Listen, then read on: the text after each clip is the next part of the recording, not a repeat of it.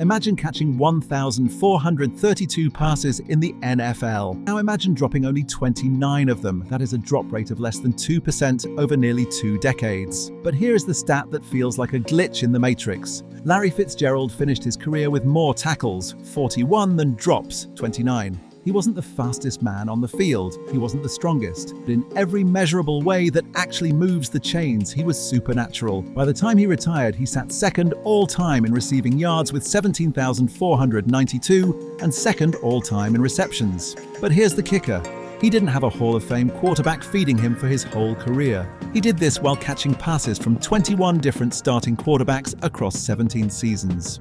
So how does one man become a star who physically could not drop a ball? To find the answer, we have to look at a training regimen that sounds more like a science experiment than football practice. Larry's journey didn't start with highlight reels. It started in the press boxes of Minneapolis, watching his father, a respected sports writer. But his real superpower was forged in a dark room. Larry's grandfather was an optometrist who put him through specialized eye training drills before he was even a teenager. He caught tennis balls with one eye covered. He practiced merging 2 pennies into one through sheer visual focus. Most impressively, he spent hours in pitch-black rooms, tossing and catching footballs strictly by feel. By 14, he was a ball boy for the Minnesota Vikings, standing shoulder to shoulder with legends like Chris Carter and Randy Moss. Moss didn't just mentor him, he trusted him so much that on Larry's prom night, Moss handed the teenager the keys to his BMW while other kids were dreaming of the NFL. Larry was already living it, absorbing the discipline of the greats and developing hand-eye coordination that coaches couldn't even replicate in practice.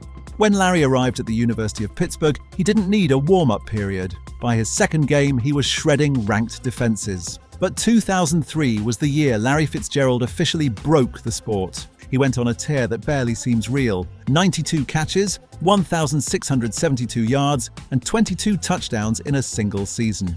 He set an NCAA record by catching a touchdown in 18 straight games.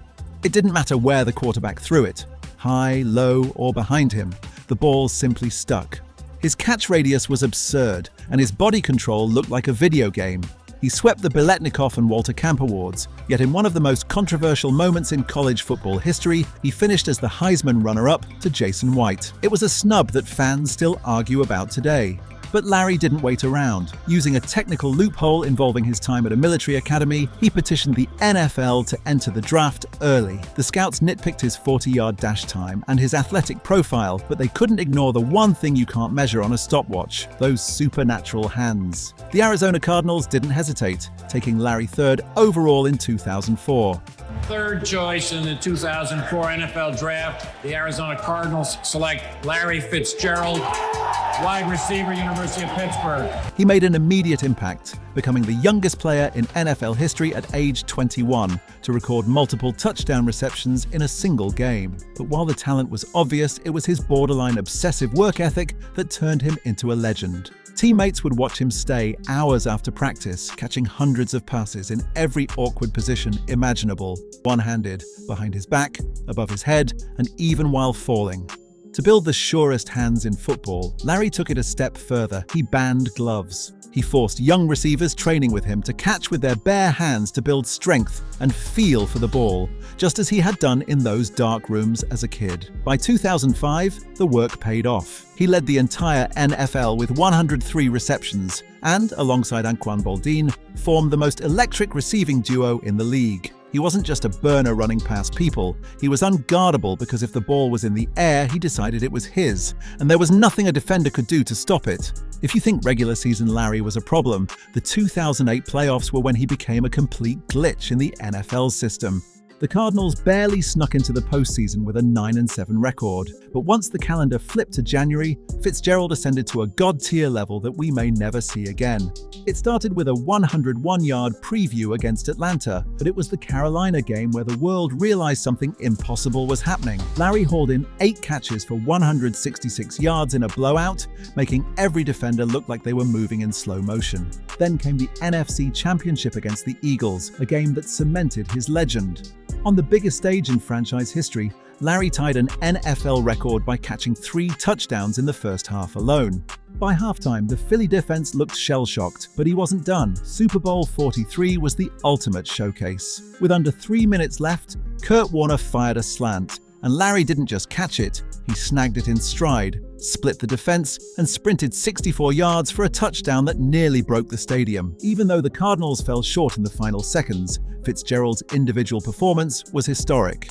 He finished the run with 7 catches for 127 yards and 2 scores on the sport's biggest stage. When the dust finally settled, Larry had shattered Jerry Rice's long-standing postseason records for most catches, most yards, and most touchdowns in a single playoff run. He proved that when the lights are the brightest, his hands are the surest. I think during that Super Bowl, I saw you run away from someone, take one to the house, and he was not one of those, fast guys. Now here is where the story should have ended. Most legendary receivers fall off a cliff the moment their Hall of Fame quarterback retires. When Kurt Warner hung up his cleats in 2010, the Cardinals' quarterback room became a disaster zone of total chaos. Suddenly, Larry went from catching dimes from a legend to scraping for yards from 21 different starters over his career, including names like Max Hall, Derek Anderson, and John Skelton. For any other receiver, this would have been a career death sentence. But Larry Fitzgerald was built differently. He didn't just survive the carousel, he dominated it. In 2011, he signed a massive $120 million contract and lived up to every penny, posting 1,411 yards while slicing through defenses with circus grabs that made even the most uncatchable passes look brilliant. Even in 2012, when the offense was lifeless and cycled through 4 different quarterbacks, Larry still managed 71 catches while being double-teamed on nearly every single snap. He proved that he didn't need a superstar under center to be a superstar himself. He just needed the ball to be somewhere in his vicinity. By 2015, most critics thought Larry was slowing down and the team moved him from the outside to the slot. Initially, Larry viewed it as a demotion, but he quickly realized it was actually a promotion that would add a whole new set of tools to his bag. He became a possession monster, posting a career-high 109 receptions at an age when most of his peers were already in the broadcast booth. He became the youngest player in history to reach 1,000 career catches and led Arizona to a 13-3 record. But the real magic happened in the 2015 playoffs against Green Bay. After a miracle, Hail Mary sent the game to overtime. Larry took a short dump-off pass and turned into a 21-year-old again. He zigzagged across the field, stiff-arming defenders and sprinting 75 yards to set up his own game-winning touchdown just 2 plays later. Even at 33, he was still leading the entire NFL in receptions, becoming the oldest player in league history to ever do it. He wasn't just hanging on, he was still the heartbeat of the franchise. When Larry Fitzgerald's final act ended in 2020, he left behind a resume that looks like a myth. He finished second all-time in career receptions, 1,432, and second all-time in receiving yards, 17,492, trailing only Jerry Rice. But the one stat that ends the best hands debate forever is this: 1,432 catches and only 29 drops. He officially finished his career with more tackles, 41, than drops, 29. He may not have the rings of Rice or the swagger of Randy Moss, but he did it all with a rotating door of 21 different quarterbacks and a level of loyalty that kept him in Arizona for 17 seasons. Whether he's the greatest of all time is a fun debate for the bars, but when it comes to who had the best hands in NFL history, there is no debate. It's Larry Legend.